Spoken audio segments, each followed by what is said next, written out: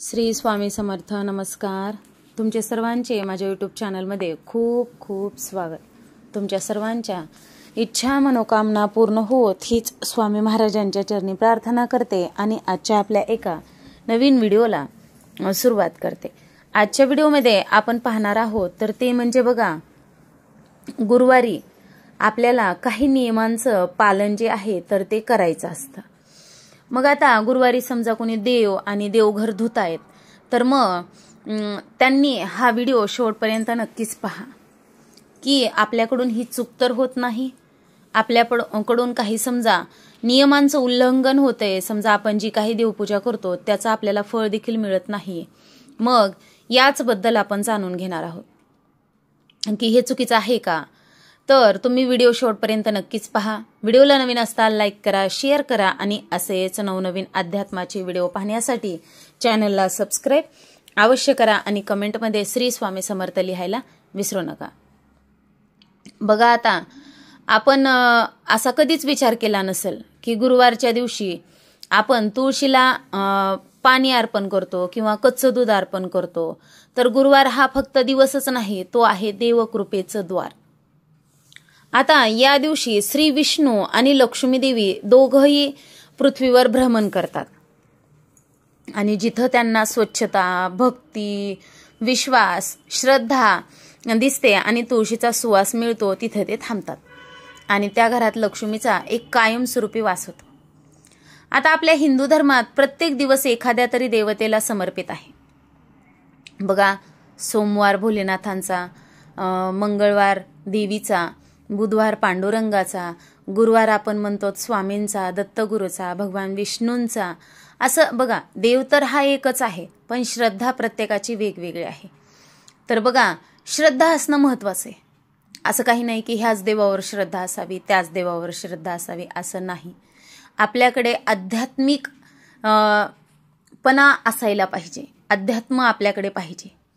मग आता गुरुवार हा एकमेव दिवस आहे जो ज्ञान, श्रद्धा आणि समृद्धी या तिन्ही गोष्टींना जोडतो. आता गुरु म्हणजे बृहस्पती देवांचा, तोच विष्णूंचा प्रतिनिधी आहे. म्हणून गुरुवारी विष्णूंची आणि लक्ष्मीची पूजा केल्याने जीवनात स्थैर्य आणि बुद्धी, धन हे तिन्ही लाभतात. आता गुरुवारी विष्णू पूजा करतात असं बृहस्पती पुराणात लिहिलेलं आहे. गुरुवार हा दिवस भगवान विष्णू आणि माता लक्ष्मी यांचा विवाह दिन मानला जातो. म्हणूनच या दिवशी त्यांची एकत्र पूजनाने आपल्या नात्यात सौख्य, घरात लक्ष्मी आणि आपल्या जीवनामध्ये सुख, समाधान, समृद्धी आणि प्रगती होते. आता विष्णू म्हणजे पालनकर्ता जो मानला जातो. आपल्याकडे अनेकांना वाटतं गुरुवारी पूजा असल्यामुळे देवघर धुणं, पुसणं, साफ करणं शुभ असावं, पण हे अगदी उलट आहे.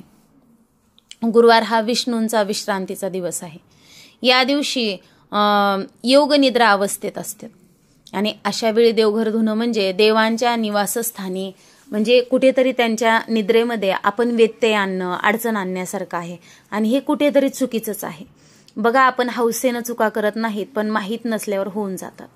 देवघर म्हणजे घराचं ऊर्जा केंद्र, ते दररोज स्वच्छ ठेवणं चांगलं आहे पण गुरुवारी धुणं नाही, कारण त्या ऊर्जेचा प्रवाह स्थिर ठेवायचा असतो. बघा, जर गुरुवारी देवघर धुतलंच तर ती ऊर्जा म्हणजे अगदी विस्कळीत होते आणि लक्ष्मी थोडा काळ त्या घरातून निघून जाते. त्याऐवजी गुरुवारी फक्त देवघरात धूप, दीप आणि जलाने तिलक कर. देवाच्या मूर्तींना तुळशीचं पान, हळद कुंकू, पिवळं फूल अर्पण करा, हेच पुरेसं असतं. गुरुवारी सकाळी स्नान केल्यानंतर घराच्या उंबरट्यावर हळद आणि कुंकवाचं लेपन करायचं. बरं, आता हे का करायचं? कारण उंबरटा हा घराचा संरक्षा कवच आहे. आपल्या घराचा एक बिंदू असतो, इथेच देवतांचा प्रवेश आणि नकारात्मक ऊर्जेचा प्रवेश अडथळा ठरतो. आता हळद म्हणजे शुभत्व, आरोग्य आणि स्थैर्य आणि कुंकू म्हणजे शक्ती, सौभाग्य आणि स्त्रीत्व. दोन्ही मिळून लक्ष्मीचे प्रतीक आहेत. आता गुरुवारी उंबरट्यावर हे लेपन केल्याने घरात सकारात्मक तरंग ऊर्जा पसरते. हळदीचं लेपन हे जणू देवतेसाठी सोन्याचं दार उघडल्यासारखं आहे आणि लक्ष्मी देवी ते पाहून त्या घरात प्रवेश करते. हे लेपन करताना डाव्या हाताने नाही तर उजव्या हाताच्या अनामिकेने करायचं असतं आणि आपल्याला मंत्र देखील म्हणायचा असतो. ओम श्री ह्रीं क्लीं महालक्ष्मी नमः. ओम श्री ह्रीं क्लीं श्री महालक्ष्मी नमः. याचं कंपन घरभर पसरतं आणि लक्ष्मी स्थिर होते. तुळशीला कच्चं दूध बरं का अर्पण करायचं असतं? तुळस ही श्री विष्णूंची अत्यंत प्रिय आहे. तिला विष्णुप्रिया देखील म्हटलं जातं. आता तुळशीपत्र विना पूजा विष्णू पूजान कारयेत, म्हणजे तुळशीशिवाय विष्णूंची पूजाच पूर्ण होत नाही, ती अपूर्णच आहे. जेव्हा आपण तुळशीला कच्चं दूध अर्पण करतो तेव्हा त्या दुधातील सत्वगुण ऊर्जा तुळशीच्या देवी कंपनांशी एकत्र होतात. त्या कंपनामुळे आपल्या घरातील नकारात्मक तरंग नष्ट होतात आणि घरात धन, आरोग्य आणि सुखाचे कंपन निर्माण होते. हे दूध तुळशीच्या मुळाशी हळूहळू आपल्याला म्हणजे आपण कसं आपल्या छोट्याशा समजा लेकरासारखंच आपल्याला एकदम हळुवारपणे मुळाशी आपल्याला हे दूध घालायचं असतं. आणि दूध अर्पण करत असताना हे तुलसी माता, हे विष्णू पत्नी, आमच्या घरात अखंड लक्ष्मीचा वास राहू दे. या क्षणी विश्वातील आर्थिक ऊर्जा प्रवाह तुमच्या घराशी जोडला जातो. हे विज्ञान आणि अध्यात्म दोन्ही सांगतं. जिथं सात्विकता आणि सकारात्मकता असते तिथं पैसा, प्रगती, यश, सुख, समाधान आपोआपच येतात. आता गुरुवारी तुळशीला दूध अर्पण केल्यानं तुमचं मन शांत होतं, वातावरण शुद्ध होतं आणि मनात धनलक्ष्मीशी जोडलेली ऊर्जा साखळी देखील निर्माण होते. त्यामुळे बघा, आपल्याला हे जे काही आपण बघत आहोत हे व्हिडिओमध्ये माहिती, त्यानुसार तुम्ही नक्कीच करा. आता ही प्रक्रिया मनाचा कंपन स्तर निर्माण करते. तोच कंपन स्तर संधी, नशीब आपल्याकडे आकर्षित करते. ज्या घरात तुळशीला दर गुरुवारी दूध अर्पण केलं जातं तिथं अपयोग कमी होतो, वाद संपतात आणि घरात कायम अन्न, धन, वस्त्र याची कमतरता राहत नाही. जर गुरुवारी लक्ष्मीला स्थायी ठेवायचं असेल तर तुम्ही हे जी आता आपण पाहणार आहोत ते कामं अजिबात करायचे नाहीत. म्हणजे थोडक्यात ह्या चुका होऊ द्यायच्या नाहीत. देवघर धुवायचं नाही किंवा मूर्ती हलवायची नाही. देवाच्या ऊर्जेला व्यत्यय येतो. दिवसावर असं करणं शुभत्व कमी. कपडे किंवा केस धुणं पवित्र करतं. आता लोखंड, काळ्या वस्तू विकत घेणं याने लक्ष्मीचा प्रभाव थांबतो. घरात वाद घालणं किंवा राग व्यक्त करणं विष्णू लक्ष्मी दोघेही दूर जातात. त्यामुळे आपल्याला गुरुवारी या चुका होऊ द्यायच्या नाहीत. लक्षात ठेवा, कच्चं दूध वाया घालवणं, अर्पणानंतर ते जमिनीवर टाकू नका, तुळशीच्या मुळाशीच जावं.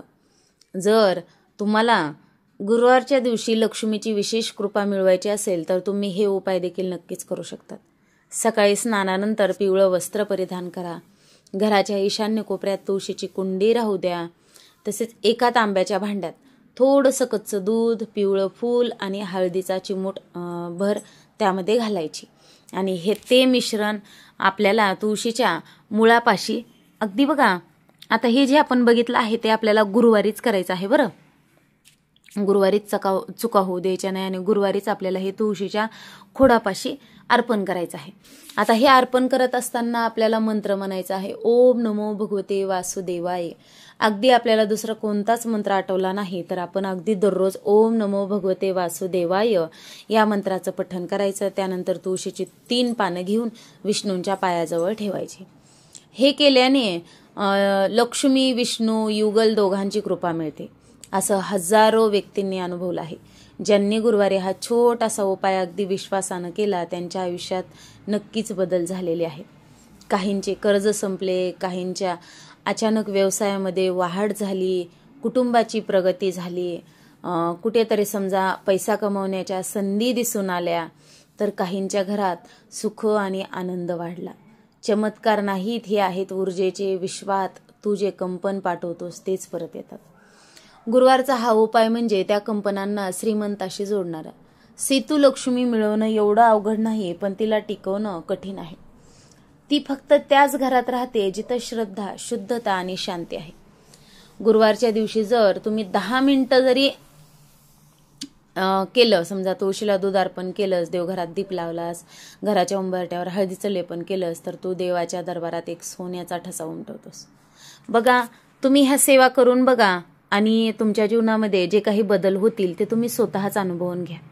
नक्कीच बघा, जीवनामध्ये तुम्हाला पाहिजे तसे बदल झालेले दिसून येतील. कुठेतरी माता लक्ष्मी आणि भगवान विष्णू यांचा आशीर्वाद आपल्या पाठीशी कायमस्वरूपी राहील. गुरुवारचा दिवस लक्ष्मीला आवडतो. तुळशीला दूध अर्पण करणं म्हणजे विष्णूला प्रेम व्यक्त करणं. या प्रेमातूनच निर्माण होते सौख्य, सुख, समृद्धी. म्हणून गुरुवारी आपल्याला तुळशीला कच्चं दूध अर्पण करायचं आहे. उंबरट्याला हळदीचं लेपन करायचं आहे आणि मनापासून म्हणायचं आहे, ओम श्री ह्रीं क्लीं श्री महालक्ष्मी नमः. ओम श्री ह्रीं क्लीं श्री महालक्ष्मी नमः. या मंत्राचे पठण करून जर समजा तुम्ही प्रत्येक गुरुवारी या सगळ्या सेवा केल्या तर तुमच्या आयुष्यामध्ये तुम्हाला कशाचीच कमतरता भासणार नाही.